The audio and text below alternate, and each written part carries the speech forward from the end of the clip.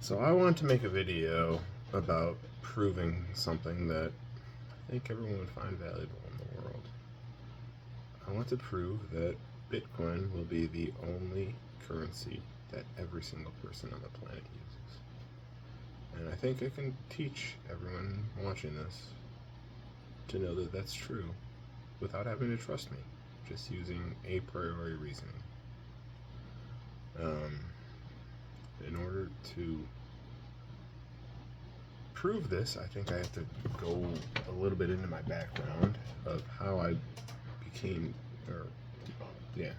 became to think this way. I don't want to get too tangented on this, but there's a theory called attachment theory, and it's something that every human on the planet alive today has inherent in their DNA. It's a survival mechanism, and if you didn't have it, your ancestors 200,000 years ago wouldn't have made it to reproductive age. If your childhood needs weren't met as a child, you develop insecure attachment. Right? There's technically three types of insecure attachment. There's anxious, avoidant.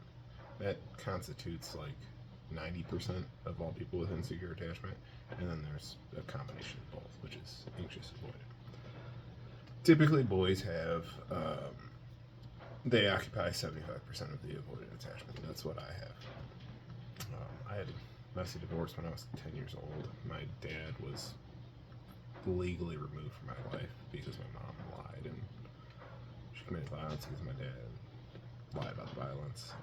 And then after my dad was out of my life, she neglected me. So my two primary caregivers, who I should have been able to trust more than anyone in the world, I couldn't trust. So I couldn't trust my teachers.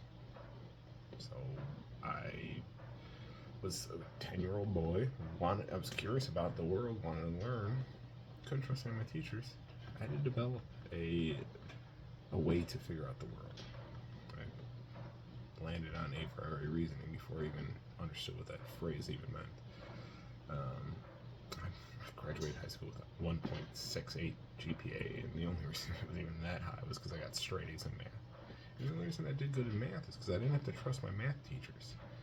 I can listen to my math teachers, but the thing is about math is it's a priori reasoning. It's deductive. You can prove that the math is true based on the math. You don't have to trust the teacher. You can listen to him. So, because I was a curious boy and I was trying to learn, I subconsciously started thinking in a priori reasoning. And I didn't even realize I was thinking this way until about a year ago when I was out for breakfast with my friends, and my friend's wife said, "I would not want to live inside your head for even an hour." And her husband was like, "Oh, I'd love to live in there." It struck a thought in my head. I'm like, could you even navigate my mind? And then I started consciously thinking about the way I subconsciously think, and I was able to kind of figure it out. And I think I can give you, the viewer of this, the shortcut to how to prove this. And that is to think in Venn diagrams. That's the best way I can explain this. If you can figure out an a priori truth, consider that a circle in a Venn diagram, where it's like always true. And then when you have multiple truths, multiple circles, stack them on top of each other. Where they're relevant, the overlap will be a more complex truth than the sum of both of the parts. So I'm going to start with the first circle, and that's no one likes to be stolen from. If they like to be stolen from, that would be called charity. Now, there's plenty of charitable people in the world who donate significant portions of their wealth to charity. But the part that they keep for themselves, they don't want that stolen from. They don't want that debased. They feel entitled to that. That's for them.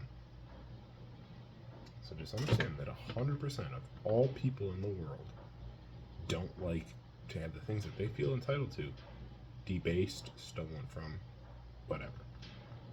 Alright, let's move on to the next circle. A priori truth. It's always going to apply to everybody. I figured this out before I found out that somebody did it 100 years before me. The Cantillon effect, founded by Richard Cantillon, which describes the phenomena that if you increase the money supply, the first recipients of that newly created money get to spend it before prices rise to realize the increase in the money supply. That's circle number 2. Let's overlap them. Now, there are some people who do like the Cantillon effect, and that's the first recipients of it. But the overlap of those 2 circles is no one wants their purchasing power debased if they're not the first recipients. So, no one likes to get stolen from. If they're not the first recipients of the Cantillon effect, they're mad. Alright, let's move on to this 3rd circle. The Cantillon effect is dealing with supply side, because you're increasing the supply of the money. But there's another side of this effect, which is the demand side.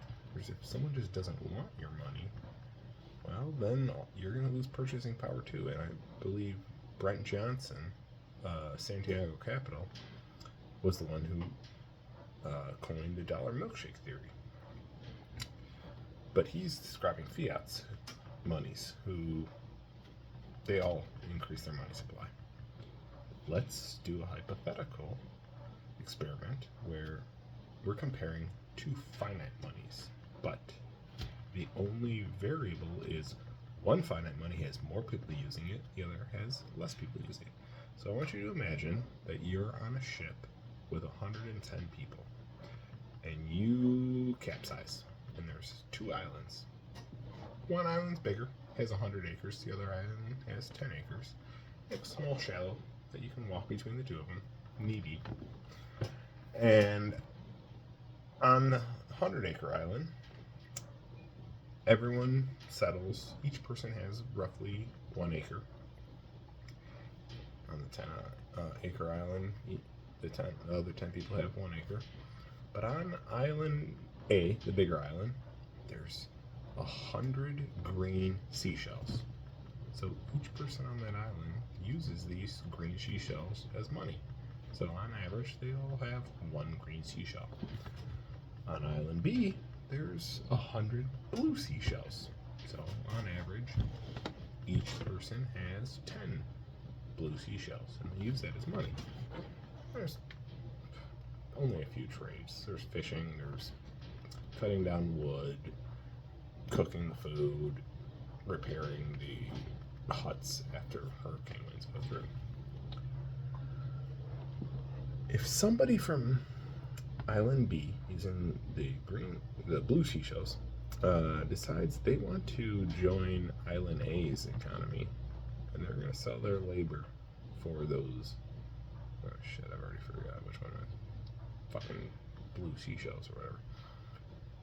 They have to pay 1% premium to join the 100-person network, and they're adding 101st, so they pay 1% premium. But what they're effectively doing is they're dumping 10 seashells on the remaining 9 users of Island B. So they did, all the people who did nothing, they're going about their day, they just lost 11% of their purchasing power. Because they have one less person who's working for their seashells. The second person who leaves dumps even more. So like just by inaction, you're getting fucked because you're in an economy where you're not going towards the larger network. It doesn't work the other way around. If someone from Island A wanted to join the economy and go with the seashells from Island B, they'd have to pay 11% premium because they're adding a 1 person to a 10-person economy, so they have to pay 11% premium. They'd only be dumping 1% on the remaining 100 users of the economy that they left. They'd absorb that, whatever. But so no one is incentivized to join a small market get money. And you can see this in the cryptocurrency world. Like Bitcoin Cash is exactly a copy of Bitcoin. And is just plummeting in value. Bitcoin ADC, or SV, whatever the fuck it's called, plummeting in value. You can't get more finite than finite.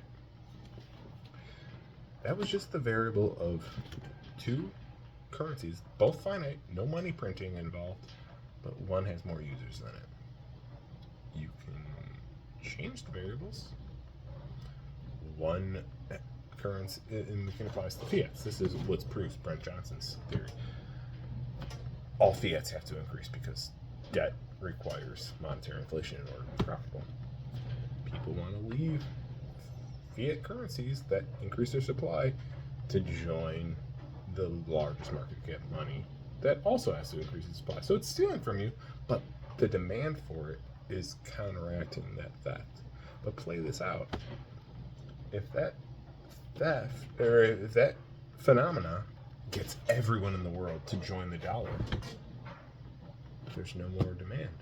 They've gotten everybody, but the currency still is stealing from you because it has to increase its money supply. So then, at that point, pick a number, 5%. The dollar has to increase its supply 5%. Say we stubborn Bitcoiners are just keep dollar cost averaging or whatever. They're going to see our currency, based on the pair of the dollar, just go up by the rate that they print dollars at. Say it's just a stubborn 1% of humanity. It's like, no, we're Bitcoiners. We're just always buying Bitcoin. It's always going to appreciate because the pair is depreciating because it's increasing its supply. So Bitcoin's always going to go up 5% anyway. Then one of those fuckers is going to be like, I'm sick of getting stolen from. I'm going to go to Bitcoin. They just removed their demand from the dollar, which made all the other dollar users poor. Yeah, it's 1 out of 7 billion, but there's going to be more than 1 out of 7 billion. Now, I could go into proving why debt requires monetary inflation, and Safedine has a good point on it. I think it's valid, but there's multiple points on it. I cover default risk, meaning that you'll never know that you're lending to the most productive person in an industry. Like, you could have been lending to Blockbuster in the 1990s, and it's like, yeah, of course they're fucking making money hand over fist, but you don't know that at that very moment someone invented Netflix, which was going to put Blockbuster out of business. So all of a sudden, the inventor of Netflix borrowed from a different lender, and they're like, oh yeah, I'm making money hand over fist. I was able to earn twice what I borrowed. I'm taking that money out of circulation. That's not my savings. So the Blockbuster employee, even though they had a profitable business that was functional, there's not even enough circulating supply to pay back his loan.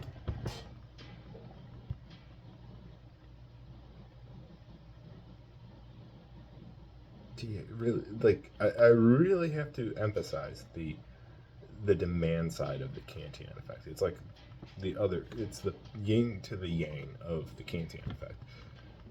This is crucial. If lack of demand can ruin a currency, the most finite currency is going to win. I can't prove the time period, but over the long term, it's going to win. And there are many other implications, and I'll probably do follow-up videos on this, but if you have a finite currency, you can't have taxation, you can't have debt, you can't have government. And here's the one that really is going to fuck you. You can't have big business, because without government, you can't have IP enforcement, like for intellectual property. Like, there's no government.